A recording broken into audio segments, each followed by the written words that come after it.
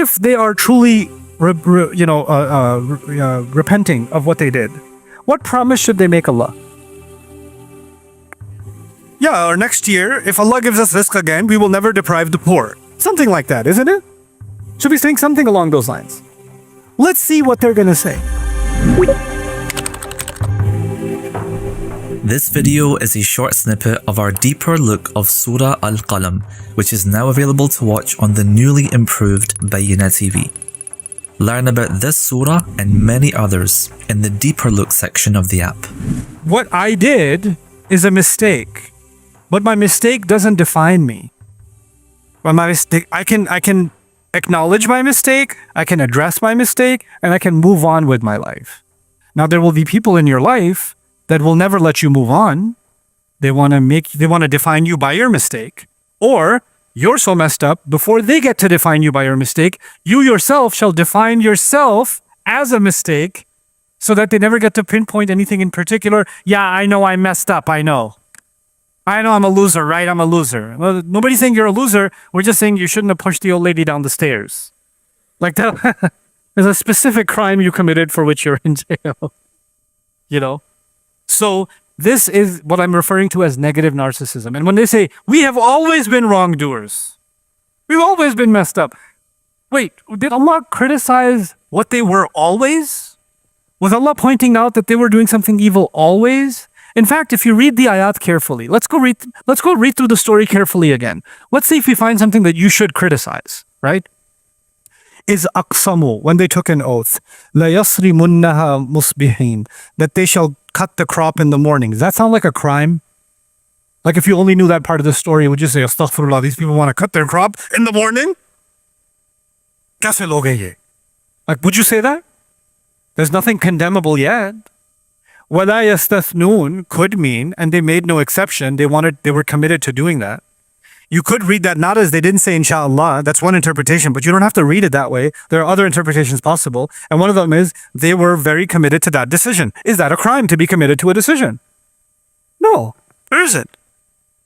وَلَا يَسْتَثْنُونَ. And then فَطَافَ عَلَيْهَا طَائِفٌ مِّن رَبِّكَ وَهُمْ نَائِمُونَ. When the storm came and destroyed their garden, Allah doesn't tell us why. That's not a crime. That's what Allah did, right? And then فَأَصْبَحَتْ كَالصَّرِيمِ. Then it became like chopped down crop. Okay, that's what Allah did. That's nothing to do with them. Now the morning is فَتَنَادَوْا مُصْبِحِينَ. They woke each other up. Is that a crime? There's nothing to condemn yet. أَنْ يَغْدُوا عَلَى حَرْثِكُمْ إِن كُنْتُمْ صَارِمِينَ. Go hurry up and get to your crop if you're going to cut the crop. Is that a crime? Nothing yet. I'm not reading anything that you could say, hey, astaghfirullah, they woke each other up. La hawla wa la quwwata illa billah. No, there's nothing to read there that's condemnable. But then you find, فَانْطَلَقُوا, and they marched forward. Still okay. وَهُمْ يَتَخَافَتُونَ, and they were speaking to each other silently. أَلَّا يَدْخُلَنَّهَا الْيَوْمَ عَلَيْكُمْ مِسْكِينٌ. No poor person should better stumble upon you today. There's the crime. This is not, everything's a crime. This is the crime. So if you're going to say, by the way, we says, لَوْلَا تُسَبِّحُونَ. Even the guy who said, didn't I tell you should, why don't you do tasbih? How come you couldn't come out and spell out what the wrong was? Didn't I tell you to take care of the poor too? Because sometimes people deflect from the actual wrong by using generalized language. And isn't lawla tusabbihun generalized? We've always been wrongdoers. Isn't that generalized? And just like somebody who wants to admit that they do wrong, and let's say they slapped you across the face, and they have a hard time saying, hey, that time I slapped you across the face and you lost your molar. I feel horrible about that. I should not have done that. That was violent. That was disgusting. I regret my behavior, etc. No, they say, hey, if I've done anything wrong to hurt you. I love that if. That's my favorite if. Or they'll say, whatever happened, I'm really sorry. Whatever happened? Bro, you slapped me across the face. Yeah, I said that. No, you didn't. You said whatever happened.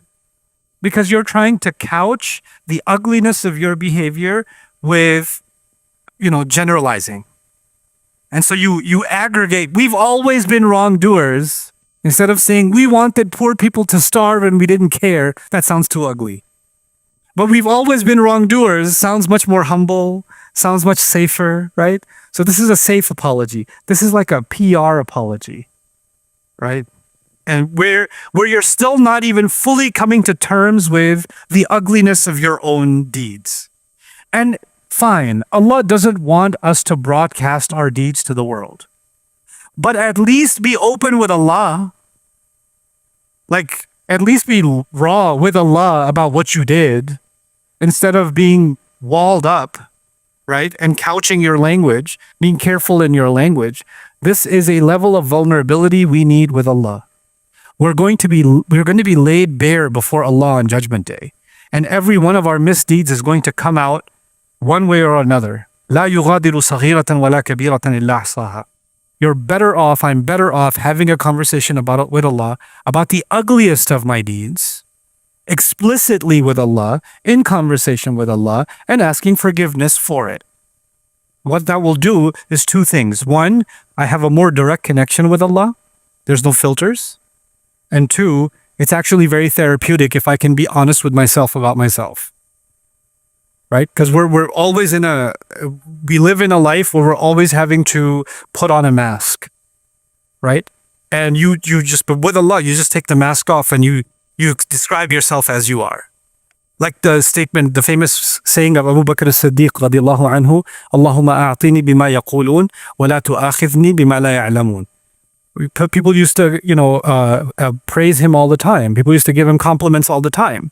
And he says, Ya Allah, give me according to what they say, but don't seize me in accordance with what they don't know. Right? Because they're seeing a good side of me and they're saying great things, but there's a dark side. My mistakes, my Rabb. So just, go easy on me on those mistakes. So that's the kind of relationship we should have with Allah. May Allah grant all of us that. Okay, so of course they turn to Allah. We've always been wrong. But then فَأَقْبَلَ بَعْضُهُمْ عَلَى بَعْضٍ يَتَلَاوَمُونَ. Then they began blaming each other. Aqbala means to turn towards someone and then blame them, and then turn towards somebody else and blame them. And so now after Inna kunna zalimin, we were the wrongdoers. Well, not we, you though. And then you though. You're the, and so the one started it, he said, you guys should have listened to me. I was telling you to be mindful of Allah. And somebody blames him back. Oh yeah? Why'd you come? And when you came, it felt like, because you're the religious guy among us, so if the Islamic guy did it, we felt like it's not that un-Islamic. It's your fault. You set a bad example. And the other guys, and the other guy next to him says, well, I actually even agreed with you. I should have spoken up, but I didn't speak up because I was afraid of that guy. It wasn't me. I didn't do this for me. I did this for you guys. I was looking out for everybody else. And they're just, fingers are being pointed, and because now the frustration is we lost. If you can't relate to this, you might maybe it's easier for you to imagine a team that made it to the finals and then lost the match.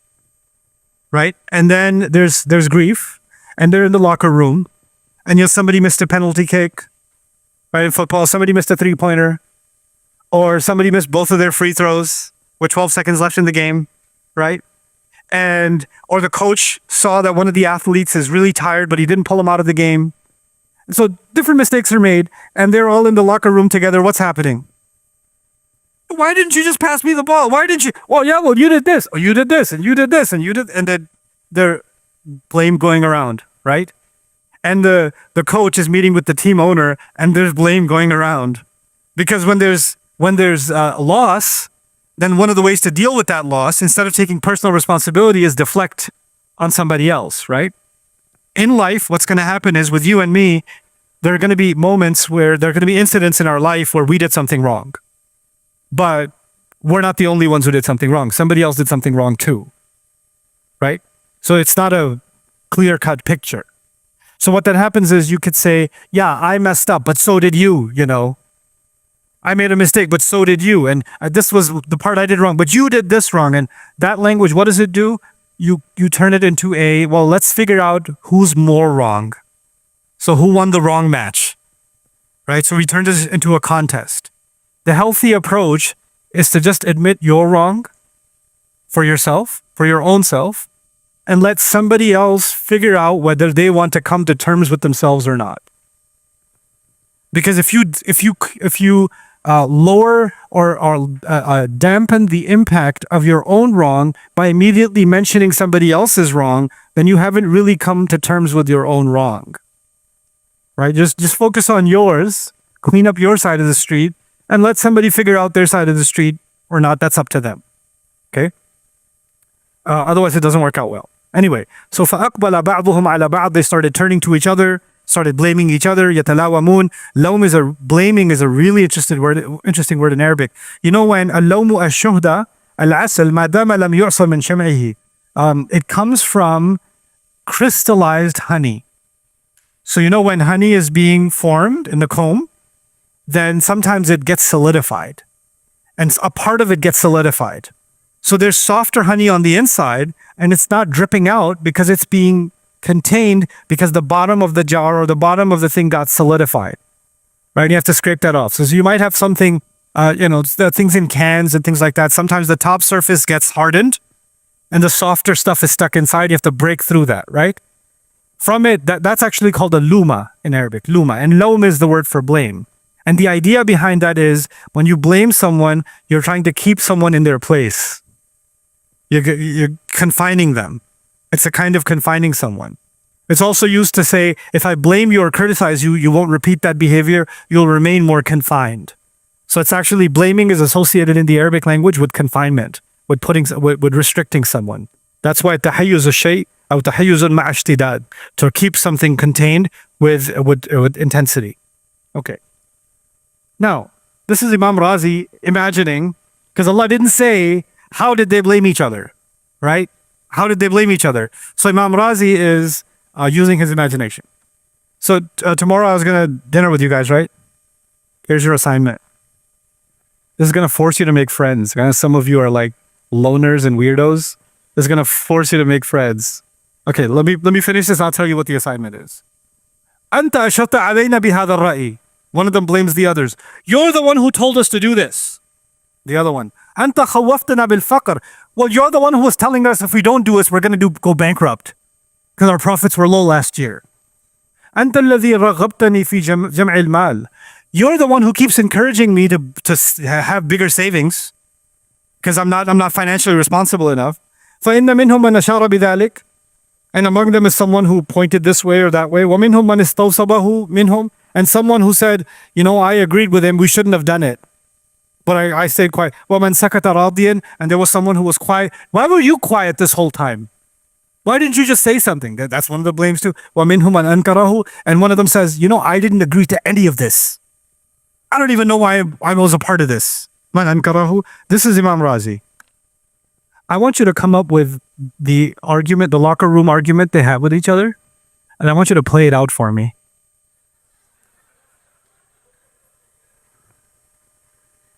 "30 seconds.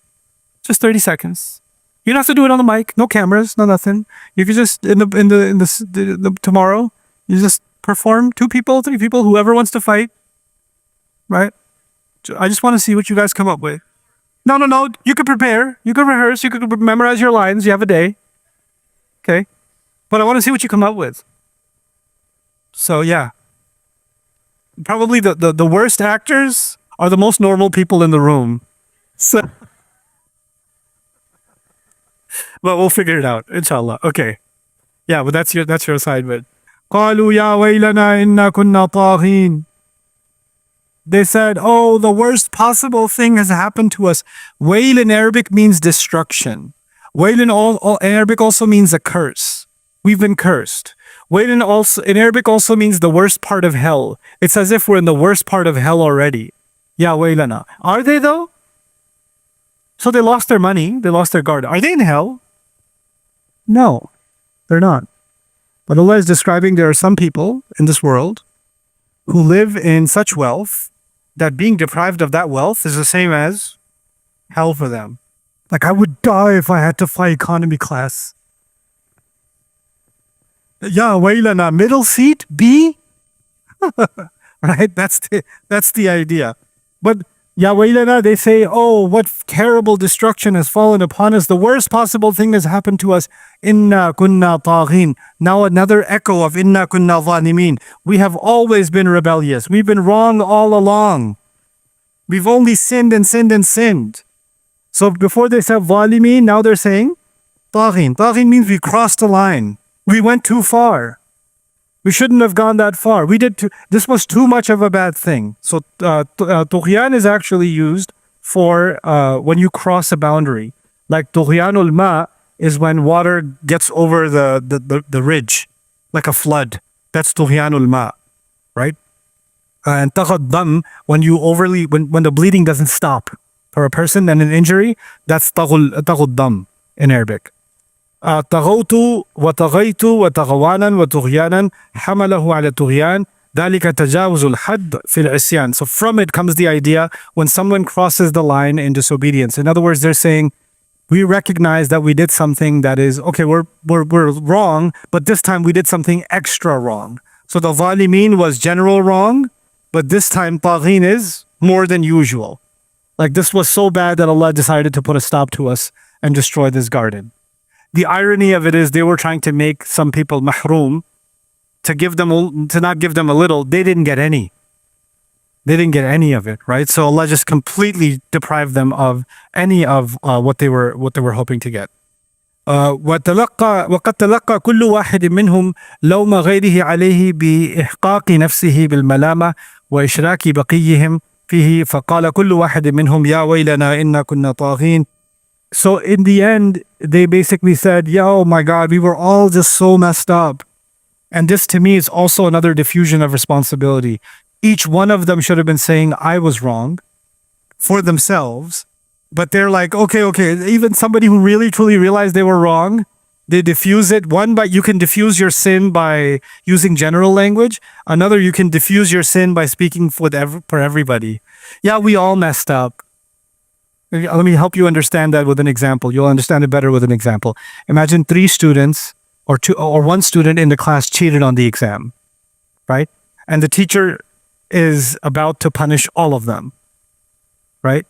And the guy who cheated on the exam says, Professor, we're a messed up class, I know, but yeah, we are a messed up class? Dude, you did this. Right? But how is he diffusing responsibility from himself? What's he saying? We, and everybody in the class looks at him like, we? So this is what inna kunna taghin could also represent. And immediately we learned the agenda. I was telling you, it sounds that like these admissions of guilt aren't genuine. Well, why? What's the ultimate evidence they're not genuine? If they are truly, repenting of what they did, what promise should they make Allah? Yeah, or next year, if Allah gives us rizq again, we will never deprive the poor. Something like that, isn't it? Should be saying something along those lines. Let's see what they're going to say. Asa Rabbuna, hopefully, soon, very soon, our master, an yubdilana khayran minha, will give us something better than this garden. Acha? Wait, you just lost your garden. You recognize you were really messed up, and the thing that was messed up was you were depriving others, and now your confession, your hope with Allah, my hope with Allah would be, I hope Allah forgives us. I hope Allah gives us a chance to serve those that we were trying to deprive. I hope Allah accepts our apology. I hope Allah accepts our repentance. We hope Allah will give us a better garden than this one. And yubdilana khayran minha. Inna ila rabbina rahimun. We are turning to God with focus. We are turning to God fully. We're focused on Allah now. We're inclined towards Allah. There's not a mention of the yatim, not a mention of the miskin, not a mention of the poor, not a mention of their own sin. Just a mention of, I hope Allah gives me more next time. This is what makes me more inclined that the apology they made is not entirely genuine. Which makes it a really interesting contrast with the story in Surah Al-Kahf, where the gardener, when he lost his garden, says, Ya laytani lam ushrik bi rabbi ahada. If only I had not done shirk with my Rabb. That sounds genuine. He realized it. These people doesn't seem like they realized it. It doesn't seem that way. So in the next ayah, the focus is going to be on Raghibun. I'll share that with you when we come back.